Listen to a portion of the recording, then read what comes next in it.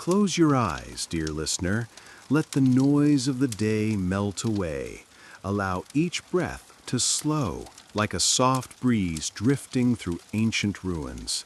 Tonight, we set sail to the Amber Room Heist.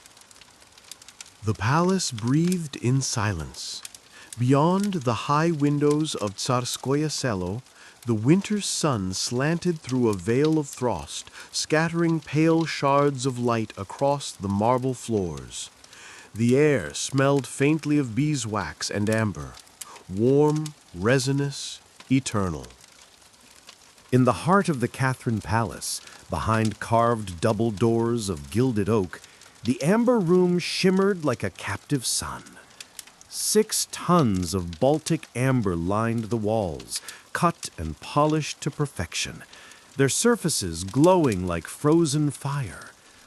Gold leaf twined along delicate carvings of vines and cherubs, and mirrors caught every ray of light, multiplying it until the room seemed endless. It was said that the craftsmen who created it had worked in reverence, not simply with tools, but with prayer, shaping each panel as if weaving a spell. And when the room was complete, the Russian court whispered that it held the light of God itself, a room of eternal day. And, perhaps, something more. Old stories lingered in the stones beneath the palace, stories of amber that trapped not only insects, but memories. Stories that the Prussians, when they had gifted the room to Peter the Great, had not merely offered an alliance, but had sealed a pact, a quiet trade of power, one they never spoke of again. Elena Volkova had grown up with those stories. As a child, she had pressed her face against the velvet rope of the restored hall, her small hands clutching her father's coat sleeve, eyes wide with awe. She remembered how the amber glowed, how the mirrored walls seemed to hum in the silence. "Listen closely," her father had whispered. "Every room has a voice, but this one remembers." Now, 23 years later, she stood in that same room, though it no longer glowed as it had in her memories. The war had stolen that, stripped the panels from the walls, crated them, and vanished them into history like a cruel magic trick. What stood here now was a reconstruction, painstaking and beautiful, but to her it was only a shadow. She adjusted her gloves and opened her notebook, its pages filled with coded coordinates and clipped photographs from archives half the world had forgotten.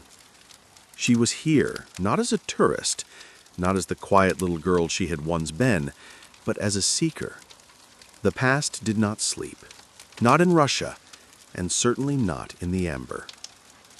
Far away, on the edge of the Baltic Sea, a storm gathered over Kaliningrad. In the dim light of a crumbling harbor office, a man watched the rain streak across the glass. His uniform, pressed and immaculate despite the damp, still carried the faint scent of leather and gunpowder.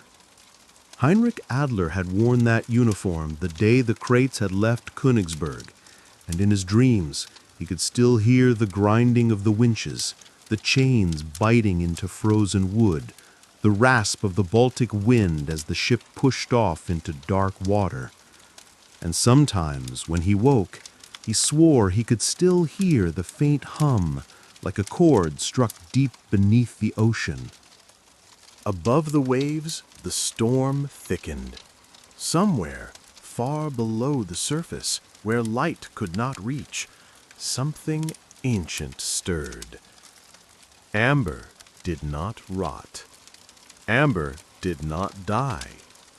And the room, some whispered, had never truly been lost. The year was 1941. Summer bled into autumn and the Eastern Front burned. Tsarskoye Selo had changed. The once grand palace lay quiet, its gardens trampled by soldiers' boots, the air thick with distant rumble of artillery. The war was a living thing, crawling closer every hour. But deep within the Catherine Palace, curators moved with frantic precision, whispering in the dim glow of oil lamps. The amber room's glow had dulled, not because its light had faded, but because its keepers, the quiet men and women sworn to protect it, had begun to dismantle the wonder, piece by piece. Elena Volkova's grandmother, Svetlana, was one of them. She had been barely 20 then, her hands shaking as she pried gold leaf panels from their settings. She would later tell her granddaughter that it was like carving the soul from the palace itself. She said, she whispered once, many years later, that the room didn't want to be moved, that it clung to the walls like a child to its mother. But there had been no choice. The Germans were coming. By September, the order had come from Berlin. The Amber Room, the pride of Russia, the eighth wonder of the world, was to be seized and shipped west, a trophy for the Reich. The man chosen to oversee the operation was Heinrich Adler, an officer with a scholar's mind and a soldier's discipline. When he first stepped into the room, the world seemed to narrow into silence. His boots clicked against the marble floor, but the sound vanished into the amber glow, as though swallowed. Adler had studied art before the war, in Berlin, in Florence, in the quiet galleries of Vienna. He knew beauty when he saw it. But this was something else, something older. His aide, a nervous lieutenant barely out of his teens, muttered behind him, "Sir, orders are clear. Dismantle it, pack it, ship it." Adler said nothing. He simply removed his gloves, stepped closer to the nearest panel, and laid his palm against the amber. It was warm. The work took 36 hours. Panels pried from walls, mirrors carefully crated. Every piece catalogued and packed into 27 wooden boxes. Soviet curators had tried to disguise the panels with cheap wallpaper to make them look ordinary, but the Germans were not fooled. By dawn, the crates were marked and ready, their destinations inked in Adler's neat, precise handwriting. Destination: Königsberg. Storage: museum vault. Priority: immediate transfer. As the last crate was nailed shut, Adler lingered in the empty shell of the room. Without its amber, the walls looked bare, hollow. The lieutenant approached. "Sir," he said cautiously, "the truck is ready." Adler turned to him. "Do you hear it?" The young man blinked. "What do you hear, sir?" "The silence," Adler said. His voice was distant, almost reverent. "It's as if the room is holding its breath." On the road to Königsberg, the convoy cut through forests that whispered with frost and shadow. Villagers stood silently as the trucks rolled past, their faces pale in the moonlight. Some crossed themselves, others spat into the dirt. "Cursed," one old woman hissed as the last truck passed. "That light is cursed." By the time the crates reached the museum in Königsberg, snow had begun to fall. The panels were unpacked, reassembled in the castle's grand hall, and sealed away from public view. Only officers and high-ranking officials were allowed inside. And yet, late at night, the guards swore they heard music. Not loud, not even clear, but a soft humming, as though the room itself were alive, dreaming of the palace it had lost. Königsberg, East Prussia, 1944. Snow fell in quiet sheets over the city, muffling the distant sounds of war. From the spires of the medieval castle, smoke curled like black ribbons into the pale sky, mingling with the bitter scent of coal and sea. The port was alive with the dull roar of industry, soldiers barking orders, cranes creaking under the weight of crates, trains shrieking into the frozen night.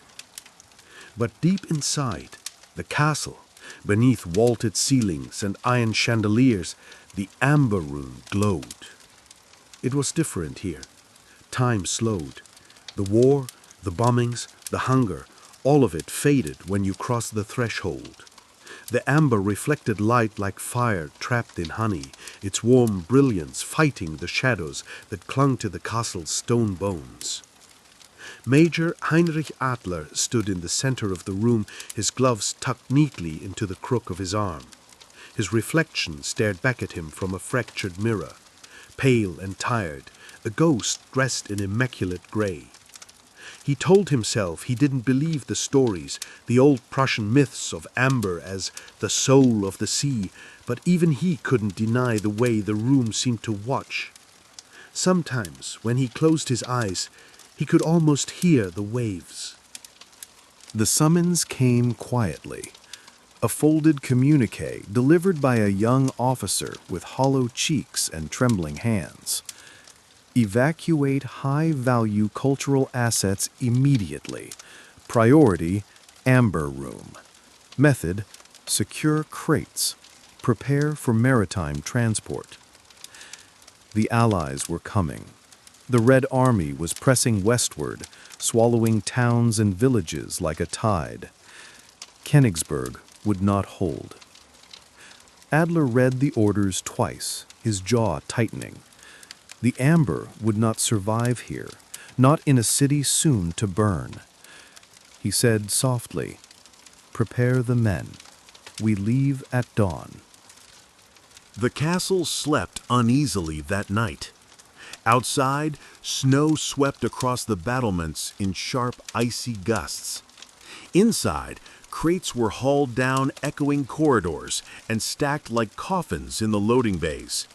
Each was marked in Adler's careful script, coded, cataloged, precise.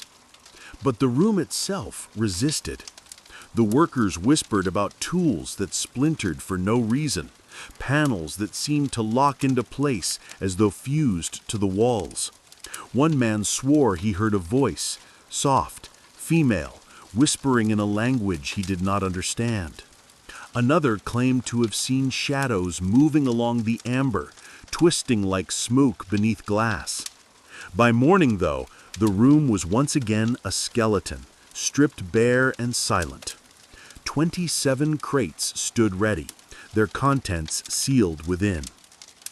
The convoy moved through a frozen city that no longer felt real. Bombed-out storefronts stood hollow, their signs charred, their windows jagged teeth. Refugees lined the roads, women clutching children, men with hollow stares, the defeated and the damned. Adler sat in the lead truck, eyes fixed on the road ahead, though his mind wandered to the strange weight in his chest. It was as if something were pulling at him, a thread woven from light and memory, urging him to turn back. At the docks, the Baltic Sea yawned wide and black beneath a gunmetal sky. The crates were loaded onto a freighter, chains clanking as winches groaned under their weight. Sailors moved like shadows, their breath clouding in the freezing air. When the last crate disappeared into the ship's hold, Adler felt the silence descend again, heavy, expectant. Spring of 1945 came not with warmth, but with fire. The RAF bombed Königsberg in waves, the city reduced to a skeleton of twisted iron and ash. Flames tore through the castle's ancient walls, devouring centuries and hours. Witnesses swore they saw golden light blooming through the smoke, brighter than the fire, like the last flare of a dying sun. No one saw the crates again. Some said they had been loaded onto the Wilhelm Gustloff, only to vanish into the Baltic when the ship was torpedoed. Others swore the crates had been hidden in tunnels beneath the castle, sealed behind walls that collapsed in the chaos. And a few, fewer still, claimed the amber never left the city at all, that it was consumed by the inferno, its golden glow swallowed by the flames. But even those who believed in its destruction whispered, in hushed voices, of the nights that followed, of strange music echoing through the ruins, and of the sea, restless and wild, as if calling something home. Far away, across the lines, Elena Volkova's grandmother huddled by a radio, listening to the reports. Her hands trembled as static and coded bursts filled the air. The room, she thought. The room will not be lost. Moscow, 1962. Rain dripped steadily from the eaves of the Kremlin's walls, tracing dark rivers along the stone. Inside, the world was quieter. The hum of fluorescent lights, the muted shuffle of papers, the low drone of radios tuned to foreign broadcasts. In a locked office deep within the Ministry of Culture, Elena Volkova's father, Sergei, leaned over a stack of coded documents. The years of the Great Patriotic War had hollowed him out, left him sharp-edged and quiet, his black hair streaked with premature silver. The message was simple, typed in clean German script. Königsberg Castle, remaining tunnels, activity detected, crates. He didn't believe in ghosts, not really. But when he looked at the faded photographs, the glowing panels, the mirrored walls, something inside him shifted, as if the amber itself was calling across time. By the 1960s, the myth of the Amber Room had become a dangerous obsession. The Soviet state wanted the treasure back, not for art, not for beauty, but for power, for proof that the empire could reclaim what the Reich had stolen. Teams were dispatched under the guise of historical preservation. Diver crews combed the Baltic seabed near the wreck of the Wilhelm Gustloff. Miners drilled through tunnels beneath Kaliningrad, their lamps cutting thin arcs of light through the damp dark. But the room stayed hidden. Some divers swore they saw flashes of gold far below, lights dancing like fireflies in the blackness. Others came back muttering of whispers in the water, of a pressure in their ears, of dreams that followed them long after they resurfaced. The ministry labeled the reports hallucinations due to hypoxia. Sergei Volkova knew better. Elena was born in 1968, a child of secrets and stories. Her father raised her in the shadow of the Amber Room, filling her childhood with maps, with coded reports, with myths too strange to be bedtime tales. Amber, he told her once, tapping the yellowed page of an old book, is the memory of the earth. It remembers the forests, the storms, the light. It remembers everything. When Sergei died, officially of a heart attack, though the whispers said otherwise, Elena inherited not just his notes, but his quiet, unshakable belief. The room is still out there. Half a continent away, on the coast of Poland, a man named Mateusz Nowak surfaced from a dive, his breath ragged, his hands shaking. "Did you see it?" his partner demanded as they hauled him onto the deck. Mateusz stared out over the gray chop of the Baltic Sea, his pupils wide and glassy. Not to see. Hear, like singing, calling. 2 weeks later, Mateusz disappeared. His boat was found drifting near Hel Peninsula, the deck slick with seawater, the radio still hissing static. In 1983, deep in the Leningrad archives, Yelena, now a young historian, found the file that would change her life. It was thin, unmarked, almost carelessly filed between agricultural reports. But when she opened it, the photographs spilled into her hands, black and white images of crates stacked in the hold of a freighter, blurred notes in German cursive, a grainy map marked with coordinates off the coast of Kaliningrad, and one line scrawled in pencil in the margin: "Amber remembers. The sea does not forget."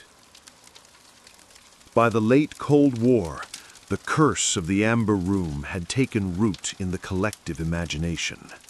Historians disappeared in car accidents, divers drowned in calm waters, archivists dropped dead at their desks, their hearts stopping for no reason the doctors could explain. And always, always, the same whisper lingered: the room does not want to be found. Yulema never spoke of curses. She spoke of evidence, of coordinates, of patterns in old shipping records and military reports.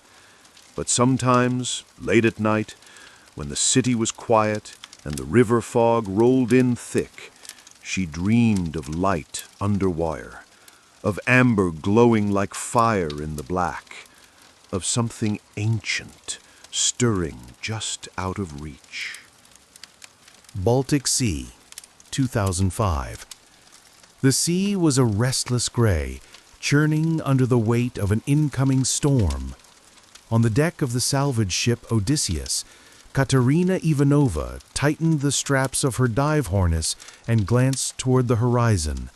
The air tasted of salt and metal, of something heavy and electric. "Depth," she called over the roar of the wind. 60 meters, the dive tech replied. "Straight down, grid scan shows something. Metallic, irregular. Could be debris from a freighter. Or..." Katerina didn't need him to finish. She already knew. For months, the coordinates had haunted her, a string of numbers scrawled in faded pencil across a German ledger recovered from a forgotten archive. She'd memorized them, traced them in her sleep, whispered them like a prayer. This dive was different. She could feel it. The water closed over her like a second skin, cold and black and endless. Her headlamp cut a narrow beam through the murk, illuminating nothing but sand and the slow drift of silt. At 30 meters, the ocean grew colder. At 40, her comms crackled. "Status check?" the surface team called. "Fine," she lied, though her pulse thundered in her ears. By 60 meters, she saw it. The jagged edge of twisted steel rising from the seabed, the broken ribs of a ship's hull reaching up like skeletal fingers. And there, scattered among the debris, were shapes, boxes, crates. Her breath hitched. She drifted closer, brushing silt from the surface of one with her glove. The wood was blackened, but intact. The stenciled letters, though faded, were still visible. Eigentum des Reichs, property of the Reich. And then she heard it. At first, she thought it was the wind or the hum of her oxygen regulator. But no, it was too clear, too sharp. A sound like glass humming, like a distant chord struck deep within the water. Her chest tightened. The beam of her headlamp flickered, and for a heartbeat she swore she saw light, golden light, blooming faintly from the cracks in the crates, glowing like sunlight filtered through amber. "Katerina!" the voice on her comm snapped. "Status, you're at max bottom time. Ascend, now!" But she didn't move. She couldn't. The hum deepened, resonating through her bones, through her teeth, through the thin layer of air trapped inside her mask. For a moment, the ocean around her wasn't dark at all. It was full of light, swirling, burning, alive. And then the pressure shifted. Something brushed against her leg, smooth and cold as glass. The calm roared again. "Katerina, ascend, damn it!" She jerked back to herself, kicking upward, lungs burning, as the light below her dimmed and vanished into the black. She broke the surface with a gasp, ripping her regulator from her mouth, her hands shaking so badly she could barely grab the ladder. The deckhands hauled her up, their voices sharp and distant. "What did you see down there?" the captain demanded, crouching beside her as she tore off her mask. Katerina blinked against the rain, her breath ragged. "Not what?" she whispered. "Who?" 3 days later, in a dimly lit study in Berlin, a man known only as the Collector read her report in silence. His hands were pale and slender, his nails perfectly manicured. "Alive," he murmured, almost to himself, as he set the paper down. "After all this time." On the wall behind him hung photographs, grainy black and white images of crates, divers, archives. A map of the Baltic, peppered with red pins, stretched the length of the room. His lips curved into something that wasn't quite a smile. He said softly to no one in particular, "Find it. Bring it to me, whatever the cost." Back in St. Petersburg, Elena Volkova stood in the reconstructed amber room, staring at the mirrored panels that reflected her weary face. She felt it again, that strange, almost sentient stillness, as though the room were listening. "It isn't gone," she whispered, her breath fogging the glass. "But it doesn't want to be found." She turned away, clutching her father's notebook to her chest, the words written on its first page echoing in her mind. "Amber remembers. The sea does not forget." Baltic Sea, 2006. The Odysseus rocked against the dark water, its hull groaning in the rising wind. The crew moved quietly now, their usual banter silenced by the weight of what had happened during Katarina's last dive. The captain leaned on the rail, cigarette burning down between his fingers, eyes fixed on the horizon. "She's not telling us everything," he muttered to no one in particular. "No one sees light down there, not at that depth, not unless—" He didn't finish the thought. Below deck, Katarina sat cross-legged on her bunk, her hair still damped from the shower, her skin pale against the gray light spilling through the porthole. In her hands was her waterproof dive slate, its surface covered in erratic, looping lines she didn't remember writing. Symbols, circles within circles, lines curling like waves or flames.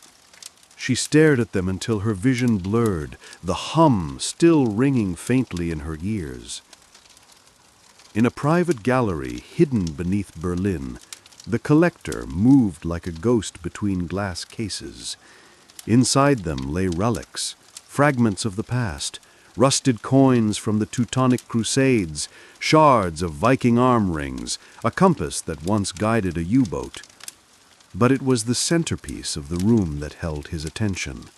A single piece of amber, no larger than a fist, suspended in a prism of glass. Inside it, perfectly preserved, was an insect, wings spread as if frozen in mid-flight. The light caught the amber, and for a moment it glowed. "Soon," he murmured, "it will come home." His assistant stepped into the room, silent until spoken to. "The diver is stable, but the others are nervous. They've heard things." "Let them hear," the Collector said, his voice soft but sharp as glass. "The sea has always whispered. We are the ones who choose whether to listen." Far away in St. Petersburg, Elena Volkova sat in the dim light of her father's old study. Dust hung in the air like frozen time. Her fingers traced the brittle edges of the documents, faded photographs of Königsberg Castle before the fires, shipping manifests coded in tight German script, and her father's meticulous notes scrawled in the margins. She stopped at a single page, the ink smudged as though by a trembling hand. Coordinates, warnings ignored, patterns repeating. The coordinates were familiar. They matched the numbers reported in the diver's latest transmission. Elena closed her eyes.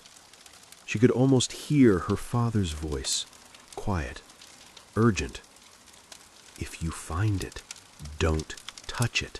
The room doesn't belong to us. It never did. The weather cleared the next morning, leaving the sea deceptively calm. Katerina suited up in silence, her expression unreadable. "Last chance to back out," the captain said, handing her the rebreather unit. She shook her head. "If we don't go now, someone else will, and they won't be careful." At 60 meters, the wreck loomed into view again, a black skeleton against the shifting sand. The crates were still there, dozens of them, stacked neatly as though waiting. She hovered in the water, the beam of her light sweeping across the faded markings, the rusted chains. Then, there, at the edge of her vision, movement. Something shimmering just beyond the range of her lamp. Not fish, not debris, something human-shaped. Her comm crackled. "Status check, Cat. Talk to me." She opened her mouth to reply, but froze. The hum was back, louder now. Not just a sound, but a vibration, thrumming through the water, through her suit, into her bones. The light brightened, golden and alive, spilling from the cracks in the crates. Then, clear as a whisper in her ear, "Leave it, or stay forever." Her breath caught, bubbles streaming upward as the words, or the idea of words, wrapped around her. "No," she whispered, voice shaking. "Not yet." Back on deck, her hands trembled as she stripped off her gear.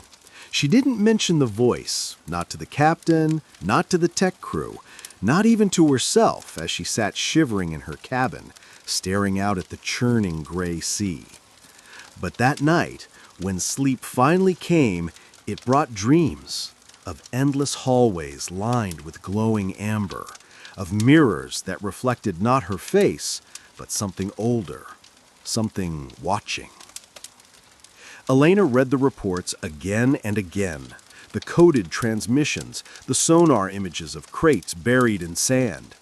Her pulse quickened as the patterns began to align. Her father's notes, the Nazi manifests, the diver's coordinates. It was all the same place. She packed a bag that night, notebooks, maps, the old photograph of her father standing in front of the reconstructed room. As she locked the door behind her, the city seemed to exhale, and for a moment, in the stillness, she could have sworn she heard the faint hum of amber, distant but insistent, like a thread pulling her toward the sea. The storm came without warning. By dawn, the Odysseus was caught between walls of black water, lightning clawing across the sky like fractured glass. The crew fought to keep her steady, their voices swallowed by the roar of the sea. In the chaos, Elena Volkova stood at the rail, her hair whipped into her face by the wind. The air was thick with salt and static, and beneath it all, that hum, low, unbroken, calling. "Katerina!" she shouted over the wind. "It's here! It's calling!" Katerina's eyes, sharp, unflinching, found hers. Then we answer. The dive was madness. No sane person would have attempted it in waters like these. But sanity had long stopped guiding their steps. Katerina moved first, a dark silhouette slipping beneath the surface, Elena right behind her, the cold biting deep through the suit. The deeper they went, the quieter the storm became, replaced by a heavy stillness that pressed against their ears. And then, there it was, the wreck, the crates, and that light. It wasn't leaking anymore. It was pulsing, alive, golden veins running like fire through the broken timbers, spreading outward into the sea floor. The current shifted. Sand lifted in spirals, revealing something vast buried beneath the wreck. A chamber, its entrance carved in impossible symmetry, like the ribs of some sleeping leviathan.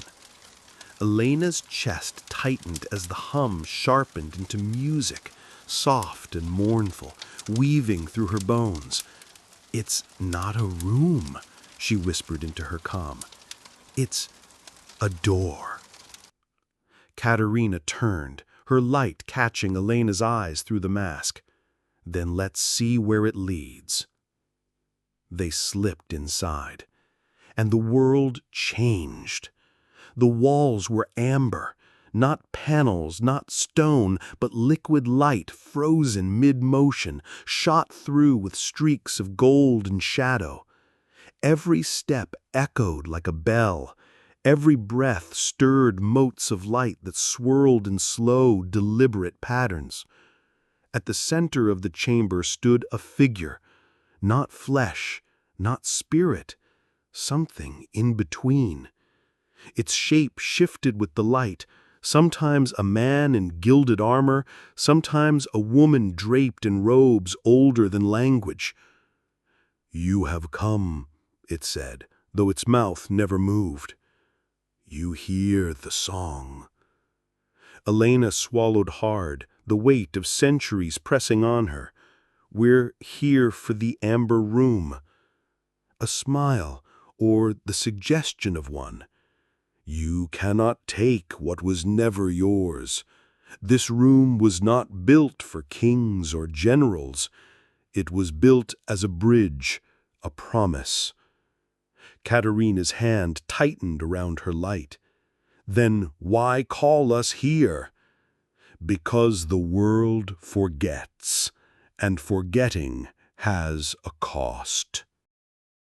The chamber trembled, light spilling brighter, sharper, until the water itself seemed to hum. Visions flared around them, Königsberg in flames, soldiers fleeing with crates, a ship slipping beneath the Baltic, the sea swallowing its secrets whole. Then the future. Cities drowned, skies burning, waves swallowing coastlines. Elena's breath came fast. "What do you want from us?" "To remember," the voice said, softer now, almost human. "To keep the balance. Leave this place as it is, or take it and break the thread that binds the world." Katerina met Elena's gaze, a thousand unsaid thoughts passing between them in the silence. Slowly, deliberately, Katerina reached for Elena's hand and squeezed. "We leave it. We remember." The ascent felt endless. When they broke the surface, the storm had passed, the sea calm as glass under a bruised dawn. The Odysseus floated steady, the crew staring wide-eyed as the two women hauled themselves aboard, drenched and silent. No one asked what they had seen. No one needed to. Months later, Elena sat in her father's study again, the amber glow of the desk lamp casting soft shadows across the piles of notes and maps. She paused over her journal, pen poised above the page, and wrote 3 simple words. "We remember now." Some nights, when the house was quiet, she swore she could still hear it. the low hum of amber, distant and eternal, like the pulse of the sea itself. And far below the Baltic, in the chamber that was not a tomb but a bridge, the light pulsed gently, waiting, watching. Because the sea never truly gives up what it claims.